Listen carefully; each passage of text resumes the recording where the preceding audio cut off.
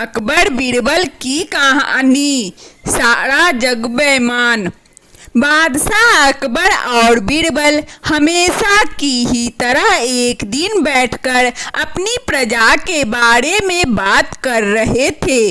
बातों ही बातों में बादशाह ने कहा कि बीरबल, तुम्हें पता है हमारी प्रजा बेहद ईमानदार है। इसका जवाब बीरबल ने ये कहते हुए दिया कि बादशाह सलामत, किसी भी राज्य में लोग पूरी तरह से ईमानदार नहीं होते हैं। सारा जग ही बेईमान है। बादशाह को बीरबल की यह बात पसंद नहीं आई। उन्होंने पूछा, बीरबल, तुम ये कैसी बात कर रहे हो? बीरबल ने उत्तर दिया कि मैं एकदम सत्य कह रहा हूँ। आप चाहो तो मैं अपनी बात अभी साबित कर सकता हूँ। इतना आत्मविश्वास देखकर बादशाह बोले, ठीक है, जाओ, तुम अपनी बात को सच साबित करके दिखाओ। बादशाह अकबर से इजाज़त मिलते ही बीरबल पूरी प्रजा की बेईमानी बाहर लाने के लिए तरकीब सोचने लगे। उनके मन में हुआ कि लोग खुलकर बेईमानी नहीं करते हैं, इसीलिए कुछ अलग करना होगा।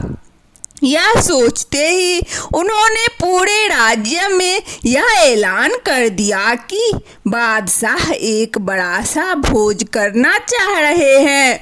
उसके लिए वो चाहते हैं कि पूरी प्रजा अपना योगदान दे। बस आप लोगों को ज़्यादा कुछ नहीं, 1 लोटा दूध पतीले में डालना होगा। इतना ही प्रजा की तरफ से काफ़ी है। इस बात का ऐलान करवाने के बाद जगह जगह पर 1-2 बड़े बड़े पतीले रखवा दिए गए। इतना बड़ा पतीला और राज्य की जनसंख्या को ध्यान में रखते हुए उसमें लोगों ने शुद्ध दूध डालने के बजाय पानी मिला हुआ दूध डाला। किसी किसी ने तो सिर्फ पानी ही डाल दिया। हर किसी के मन में यही होता था कि सामने वाले ने तो दूध ही डाला होगा। अगर मैं पानी या पानी मिला हुआ दूध डाल दूंगा तो क्या ही हो जाएगा। शाम तक पतीलों में दूध इकट्ठा हो गया। बीरबल अपने बादशाह अकबर और कुछ रसोइयों को उन जगहों पर ले गए जहां पतीले रखे गए थे। बादशाह ने जिस भी पतीले में देखा तो दूध नहीं, सिर्फ सफ़ेद पानी ही दिखा। रसोइयों ने भी कहा कि महाराज, ये दूध नहीं है, ये सारा पानी ही है। इसमें मुश्किल से आधे से 1 लोटा दूध होगा, जिसकी वजह से इसका रंग हल्का सफ़ेद है, वरना ये पानी से ज़्यादा कुछ नहीं। इन सारी चीज़ों को देखकर बादशाह अकबर हैरान हो गए।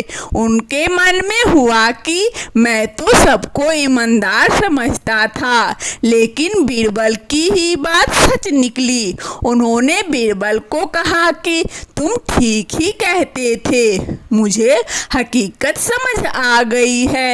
इतना कहते हुए बादशाह बीरबल और रसोइये वापस महल आ गए।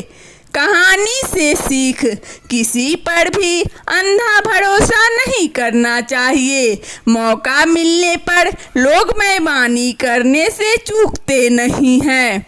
वंदना स्टोरी चैनल में इस कहानी को देखने के लिए आप सभी श्रोताओं को बहुत बहुत धन्यवाद।